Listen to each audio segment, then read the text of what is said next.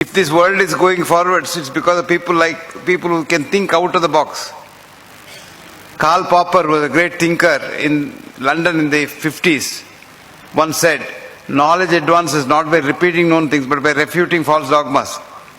One of the dogmas in medicine is, for every ill there is a pill, which is not true. So I always demolished this myth about 40 years ago and wrote a book, What Doctors Don't Get to Study in Medical School. After I wrote that book, they wanted to defranchise me, remove my degrees and all. So people wrote to the MCI, remove his degrees, remove his professorship, because he has written something very much against the medicine. No. I wrote, there is no pill for every ill, but there is an ill following every pill. Like for example, you take anything to bring down your blood sugar artificially with chemicals. That has lot of side effects. And most of the actually diabetic problems, many of them are due to the drug side effects rather than the diabetes itself. And diabetes should be controlled naturally. And that's exactly what my good friend, the handsome young man, Pramod, has done, along with his beautiful and handsome wife. I wish them Godspeed, good luck, long life to take this knowledge forwards. Let me tell you something. It was, I think, Shoemaker who said, if you take a problem to a specialist, he'll complicate it further. It takes a genius with lot of courage to reverse it and simplify it. And courage is very important because, when I first said that heart disease is not to be treated by bypass surgery and angioplasty, people wanted to kill me. Recently I had a small stroke and a lot of my friends thought I shouldn't recover because they said he's a nuisance, he doesn't allow us to do our business. Actually, medicine is not a business, medicine is a passion. Medicine is a passion, so you have to do it because you are committed to doing it. And many of us in India do not think with the Indian mind at all because we don't have an Indian mind. And luckily, Pramod yet has not become a true RNI. RNI is resident non-Indian. We live in India, but think in America. Pramod thinks like an Indian, and I hope he'll continue to think like an Indian. And Pramod showed for the first time that diabetes can be controlled without drugs and without any effort from the doctor. Actually, that is how it should be. When I first started the treatment for heart disease without any treatment, drugs, people laughed at me. But now they come to me, especially doctors come to me, because when they get ill, when they get a heart attack, they don't want the usual treatment that they give to others. And some of them don't want me to let the world know that they have come to me. They come quietly, secretly, and then take the treatment and go away. This is nature. Now, if today medicine has gone one step further, it is because of Pramod's effort to say that diabetes can be controlled naturally. The conventional thinking is diabetes, the minute you have diabetes, you must immediately go and have either insulin or some other tablet. And that's why the West always hypes that. I think it was Sindeji who was talking about Nobel Prize and all. Nobel Prize is given only if there is business in whatever you find out. Like for example, Banting and Best found out insulin. Immediately they get the Nobel Prize and everything happens. But insulin is the one which has probably done more damage than diabetes itself. It is hyperinsulinemia that does all the damage because insulin is a growth hormone. So whether you produce endogenous or exogenous hyperinsulinemia, you get all the vascular complications, eyes, kidneys, heart, lung, everything is damaged. Your legs, everything is damaged. But before the insulin level goes up too much, you are okay. And that is where Western medicine has gone astray.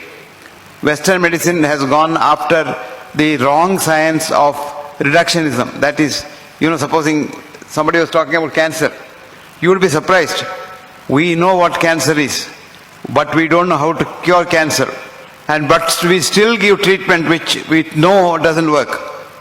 Chemotherapy and lot of things, and we know it doesn't work. But we still give it because it's a big business. You will be surprised to know that cancer business in America is $2.5 trillion business. So we want it to be perpetuated. Now we know 75% of the cancers are due either due to tobacco or due to alcohol. But no government in the world, nowhere, has come forward to ban tobacco and alcohol because they are the ones that get them a lot of tax. And the governments run on tax, and the tax money comes from tobacco and alcohol to a great extent. So we want cancer, but we don't want cancer to go, because cancer is a business. Supposing cancer business goes away, cancer disappears, you will be surprised. Industries will close. Quite a lot of industries will close. Similarly, if diabetes goes away, thanks to the efforts of Pramod, a lot of industry suffers. You imagine the industry, insulin industry is a big industry. Now insulin pen, insulin this, insulin that, continuous insulin, what have you. It's a multi-million-dollar industry.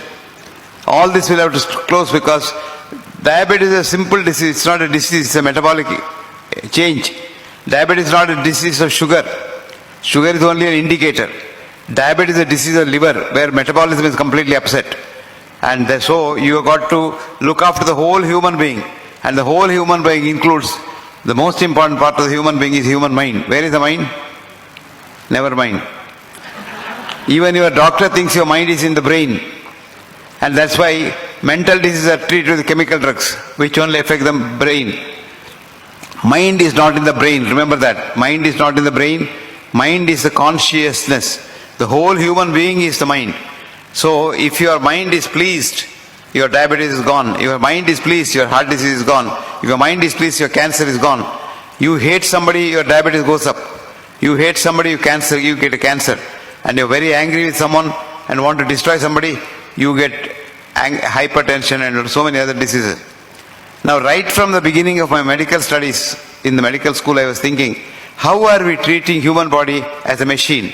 Human body is not a machine. You are one cell to begin with when you are made in the mother's womb. And that one cell is divided into 120 trillion cells today in your body. A human body is a colony of 120 human cells, which are human beings. Each one of them is capable of doing what a man does or a woman does. And then they love each other so much. Love one another so much, they talk to each other. And if you hate someone, which you are not supposed to do, then the cells get confused after some time. And then if you go on hating somebody, the cells get so confused that they say, why is this man doing that? Because I love everyone. Why is this man doing that?